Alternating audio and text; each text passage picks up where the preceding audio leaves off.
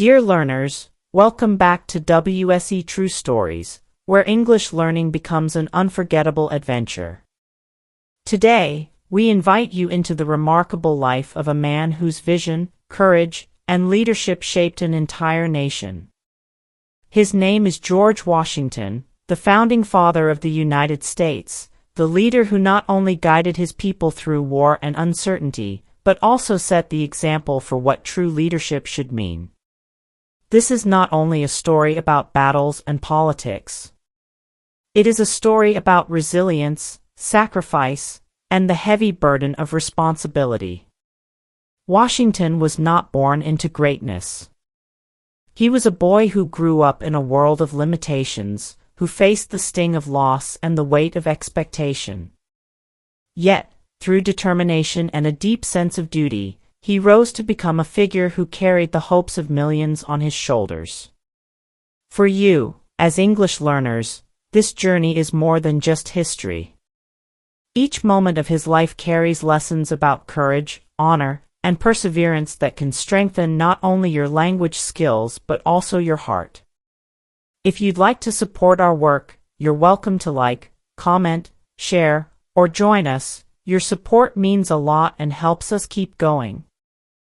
So, get ready for one of the most powerful and inspiring journeys in history. Let's step into the story of George Washington, the founding father who shaped a nation and set the precedent for leadership. George Washington was born on February 22, 1732, in Westmoreland County, Virginia. At that time, the land that would one day become the United States was not yet a nation. It was a collection of 13 colonies under the authority of the British Crown. Life in these colonies was filled with opportunity, but also inequality and uncertainty. Wealth was concentrated in the hands of a few landowners, while many others struggled with survival on the frontier. Washington's family belonged to the colonial gentry, not the highest aristocracy, but not poor either. His father, Augustine Washington, was a planter and landowner who hoped to provide his children with education and status. His mother, Mary Ball Washington, was a woman of strong will, discipline, and faith.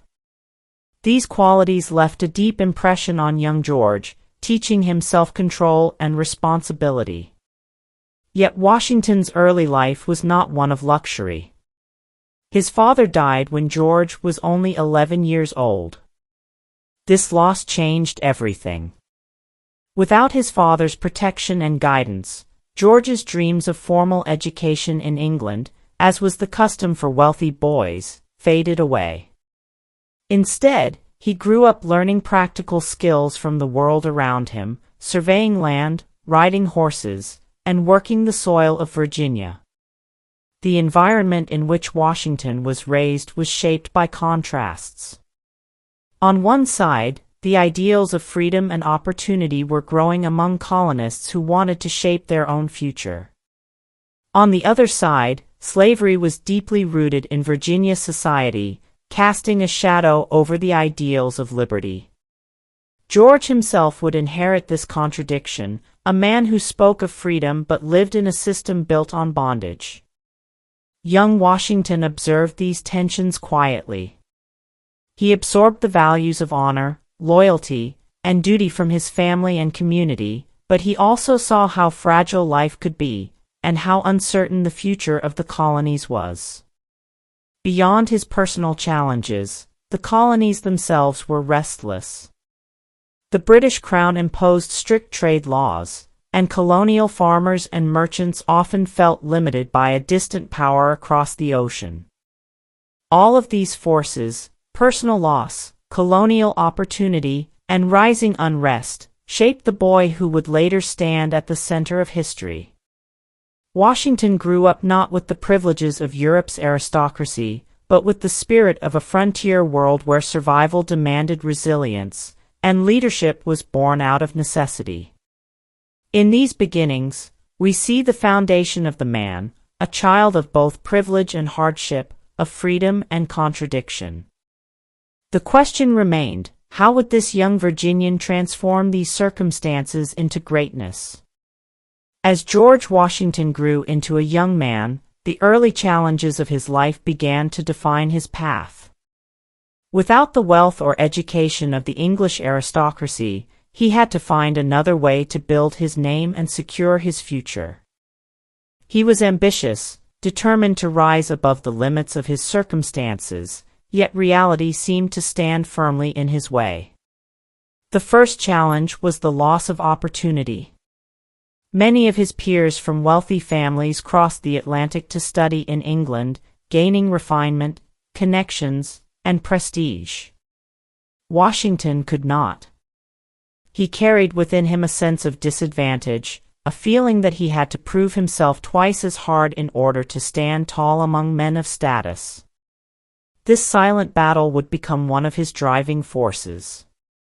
In his teenage years, he found work as a surveyor.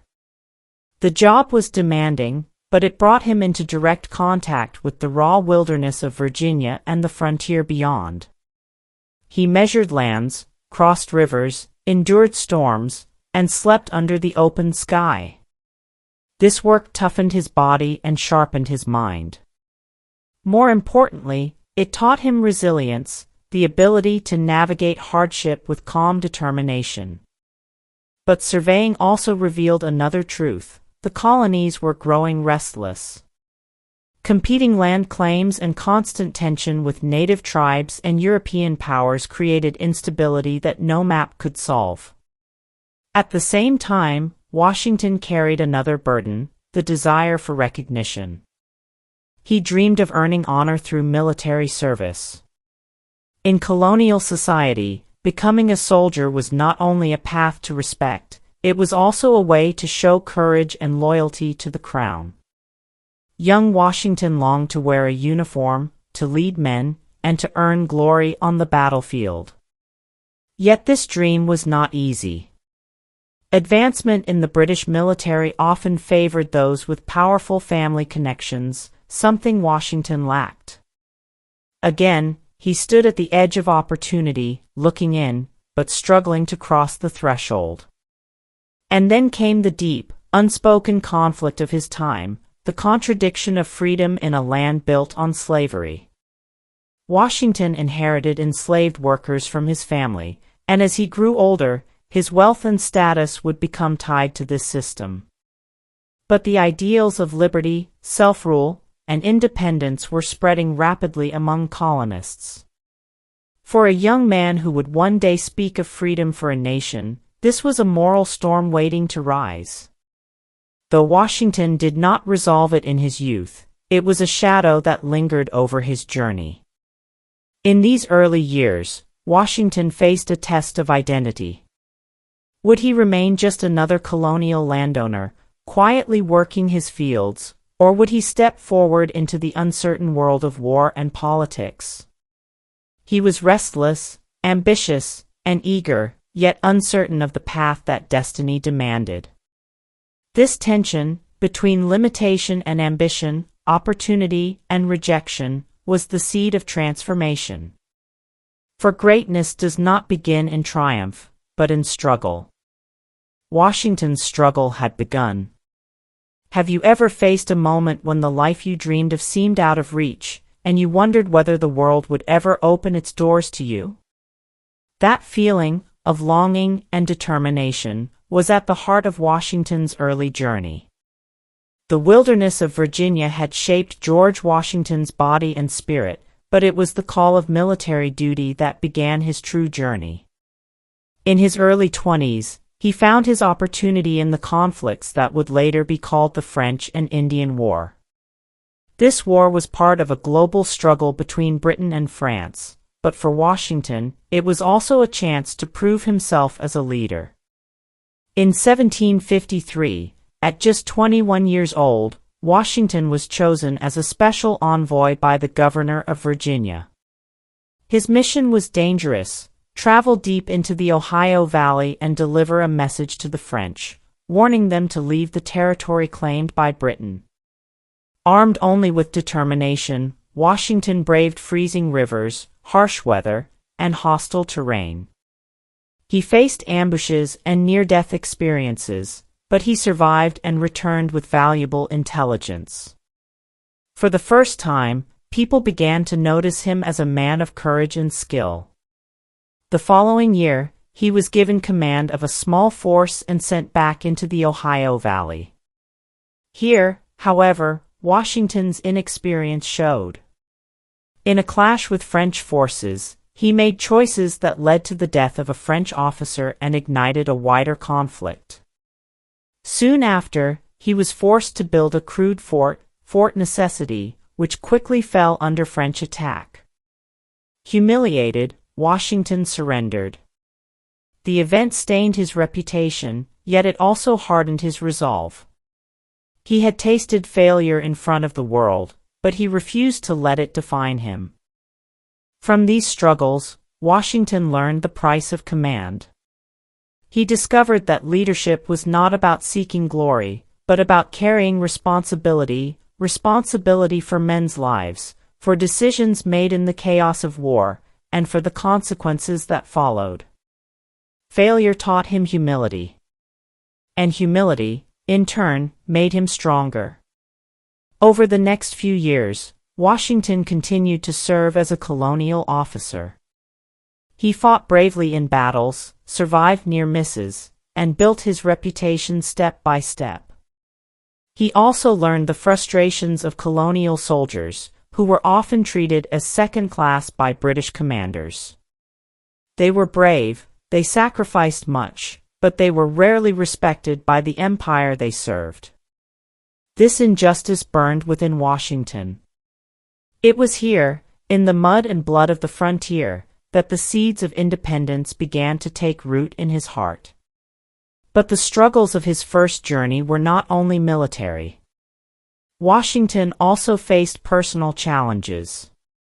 After the war, he turned to building a life as a planter in Virginia. He married Martha Custis, a wealthy widow, which gave him both love and financial stability. Yet behind the walls of Mount Vernon, his grand plantation, the question of slavery remained. His wealth grew because of enslaved labor, and though he rarely spoke of it then, the contradiction between his growing ideals of liberty and the reality of bondage was a silent conflict in his soul. Still, Washington was restless. He had seen too much of the world to remain only a farmer. His experiences in war had taught him resilience, his failures had taught him humility, and his ambitions pushed him to think of something greater than himself. The British crown might rule the colonies now, but Washington sensed that a storm was coming. The question was not if, but when. Step by step, through hardship, failure, and determination, Washington was preparing himself, even without knowing it, for a role far greater than that of a colonial officer or planter. He was preparing to become the leader of a revolution. The year was 1775. The colonies had grown restless under British rule. Taxes, trade restrictions, and the presence of British troops stirred anger among ordinary people. The cry of no taxation without representation echoed through streets and meeting halls. What had once been distant grumblings had now become open defiance. The spark of revolution was in the air. When the first shots were fired at Lexington and Concord, the world changed forever. Farmers, blacksmiths, and merchants, ordinary men, had stood against the greatest military power of the age. Suddenly, the dream of independence, once unthinkable, became a living possibility. Yet this possibility came with chaos. The colonies had passion but no central leadership, courage but little discipline, and volunteers but almost no army. The question was urgent: who could lead them? It was in this moment of crisis that George Washington stepped into history. The Continental Congress, gathering in Philadelphia, looked across the room at the tall Virginian, dressed in his modest military uniform. Washington had not sought command, but his presence spoke volumes. His reputation for bravery, his dignity, and his calm sense of duty marked him as different. In June 1775, he was chosen as Commander-in-Chief of the Continental Army. This decision was the turning point of his life. No longer was Washington a colonial officer frustrated by the arrogance of the British military. Now, he was the face of the American cause, the man who would have to stand between his people and the might of an empire. Yet the task before him was nearly impossible. The Continental Army was little more than a collection of militias, poorly armed and barely trained. Supplies were scarce. Men deserted for lack of food, clothing, or pay.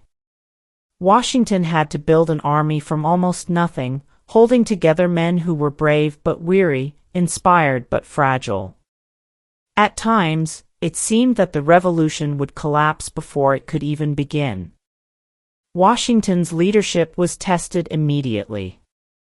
He had to discipline his men without breaking their spirit, negotiate with Congress for supplies that never seemed to arrive, and inspire soldiers who often faced hunger and disease more than bullets. He stood in the freezing snow at Cambridge, looking over ragged lines of men, and understood that his task was not just military, it was moral. He had to give them hope. One of his first true tests came when the British evacuated Boston in 1776. Through clever use of captured artillery, Washington forced the enemy to withdraw. For a brief moment, the cause of liberty seemed bright. But soon after, the British returned in full strength, landing tens of thousands of troops in New York. Washington's army was crushed in a series of defeats. Many thought the revolution was over. Yet Washington did not surrender. He retreated, reorganized, and waited. In the cold December of 1776, when morale was at its lowest, he made his boldest move. On Christmas night, he led his army across the icy Delaware River, surprising the enemy at Trenton.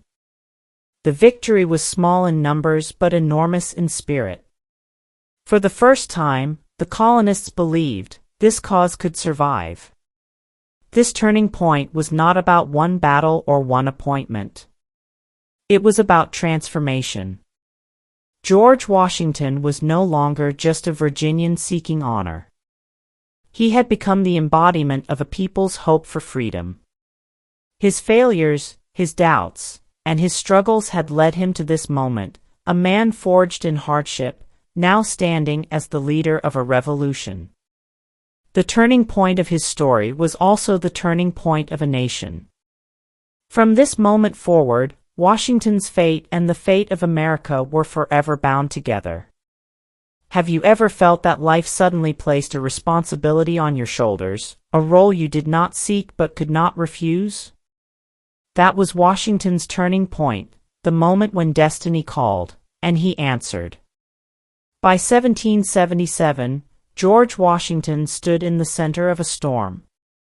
The revolution was no longer a brief rebellion, it was a long, grinding war against the most powerful empire on earth. Each year demanded more from him, more patience, more resilience, and more sacrifice. For Washington, the greatest test of leadership was not in moments of victory, but in the dark nights when defeat seemed certain, and hope flickered like a dying flame. The darkest of these nights came at Valley Forge in the winter of 1777 to 1778. The Continental Army encamped there after suffering defeats, exhausted and ill-prepared. Snow covered the ground, but many soldiers had no shoes. The air was bitter, yet tents provided little shelter. Hunger gnawed at their bodies, disease spread, and desertion threatened to dissolve the army altogether. It was a scene of misery that could have broken any leader's spirit. But Washington refused to let despair win.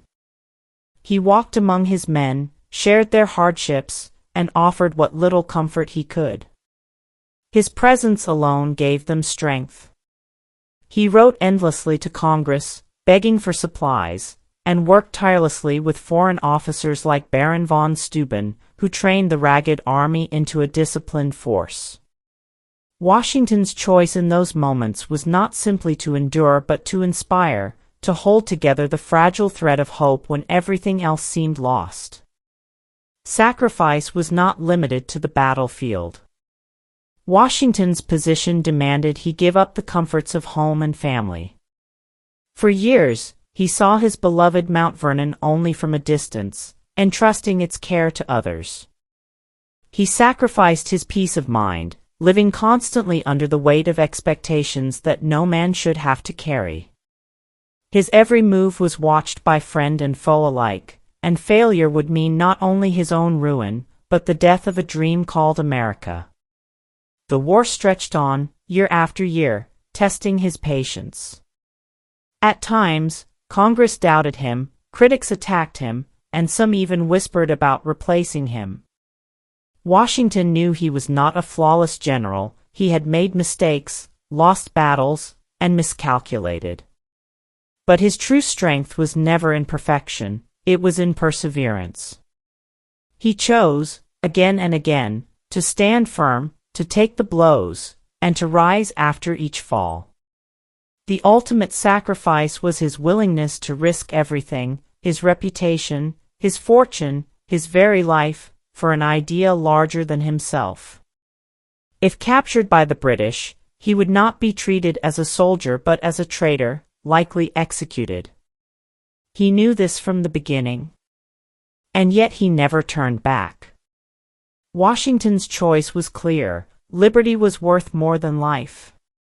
By 1781, after years of struggle, the tide began to turn.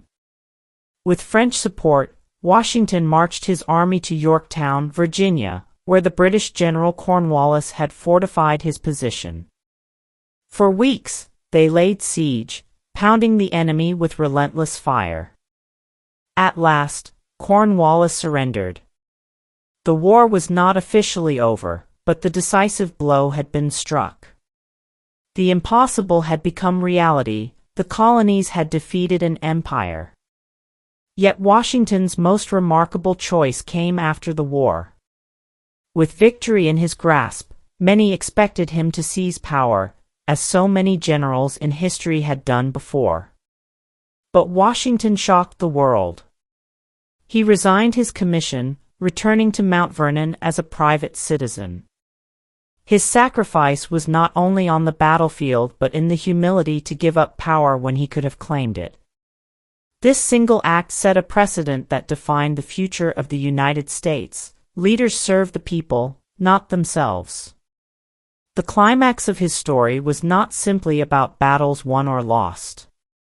It was about the sacrifices he embraced, the choices he made in moments of darkness, and the unwavering commitment to an ideal. Washington's greatness lay not in conquering others, but in conquering himself. Have you ever asked yourself what you would be willing to sacrifice for something greater than your own comfort, perhaps even greater than your own life? That question, lived in flesh and blood, was the essence of Washington's story.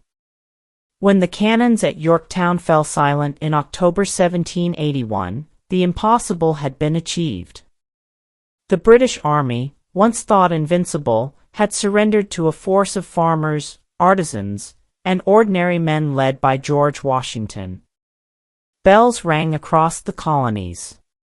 Tears flowed freely in streets and homes. After years of bloodshed and despair, a new dawn had risen, the birth of a nation. For Washington, victory was not only measured in battles won. It was measured in the resilience of his people, in the endurance of his army, and in the fragile unity of 13 colonies that had learned to stand together. He had carried them through hunger, loss, betrayal, and doubt, and now he carried the respect of a grateful nation.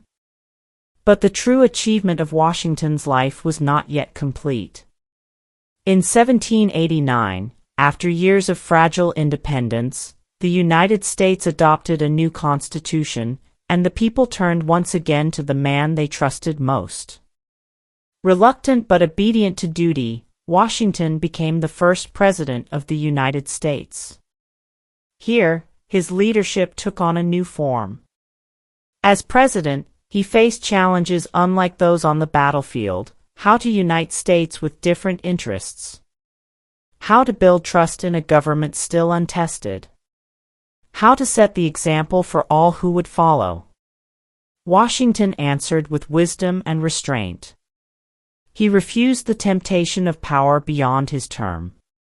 He surrounded himself with capable advisors, listened carefully, and sought balance between competing voices. He worked to stabilize the nation's finances, establish a functioning government, and secure peace in a world still full of rival empires. In every decision, he understood that his actions would set a precedent for generations to come. Perhaps his greatest achievement as president was not in policy, but in character. He showed that leadership was not about domination, but about service. He proved that true greatness lies in humility, in the willingness to listen, and in the courage to put the common good above personal ambition. When his second term ended, Washington once again shocked the world. He refused to run for a third. He stepped down voluntarily, walking away from power when he could have held it for life.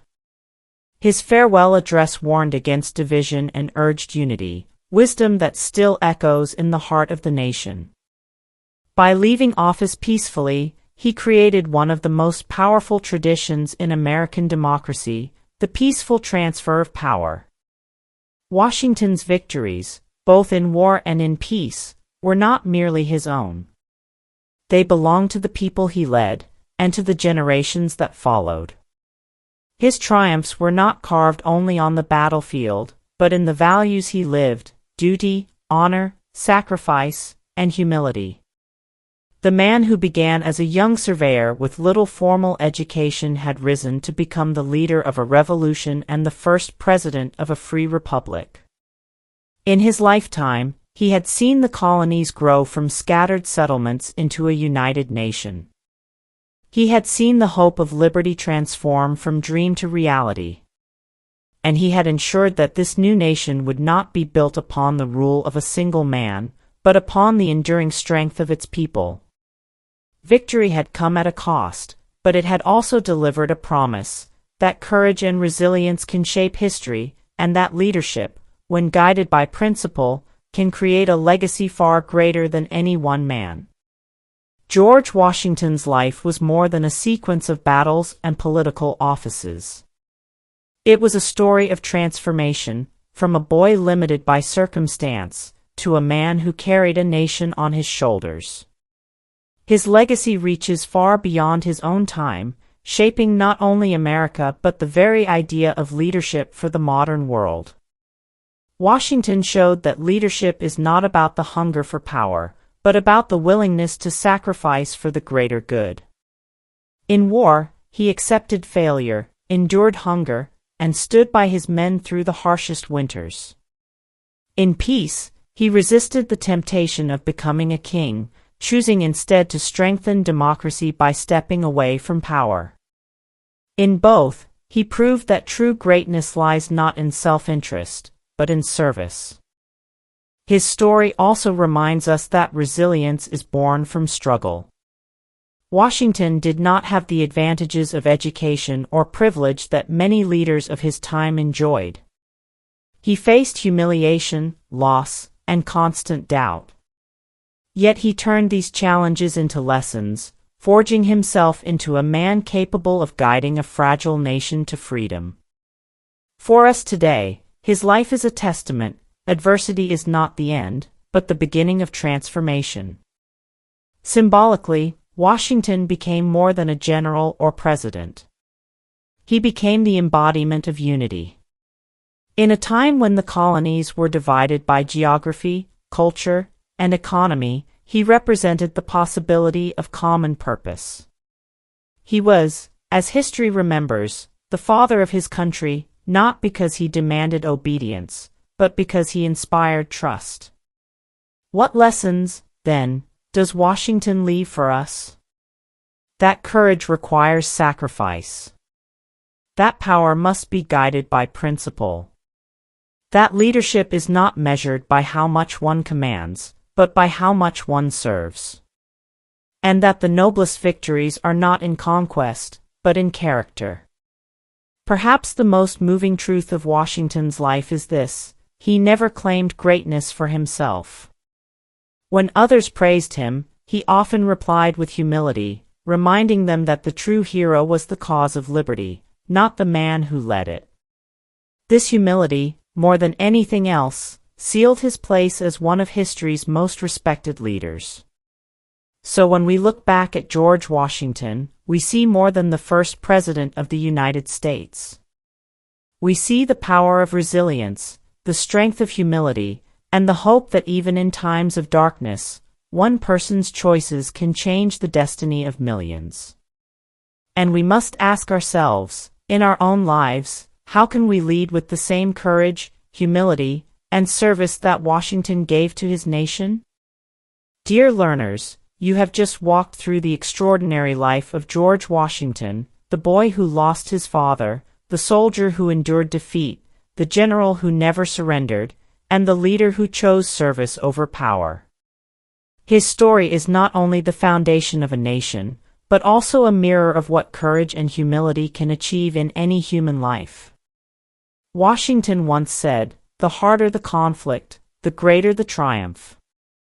These words remind us that every struggle, no matter how painful, carries within it the possibility of victory. For him, the conflict was against an empire. For you, it may be the challenge of learning English or overcoming personal fears. The lesson is the same: stay steady, keep moving forward, and the triumph will come.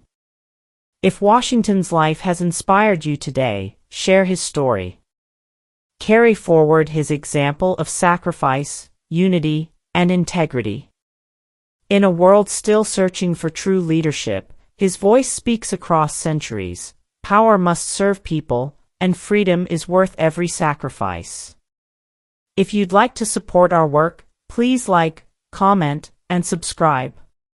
Share this video with friends, and let's keep spreading stories that not only help you learn English, but also inspire your heart. Your support means the world to us, and it keeps this journey alive. Until next time, remember, you too have the power to shape your own destiny, to overcome your conflicts, and to leave behind a legacy of hope. Keep learning, keep dreaming, and keep moving forward with courage. Goodbye for now, and see you in the next story of WSE True Stories, where English learning becomes an unforgettable adventure.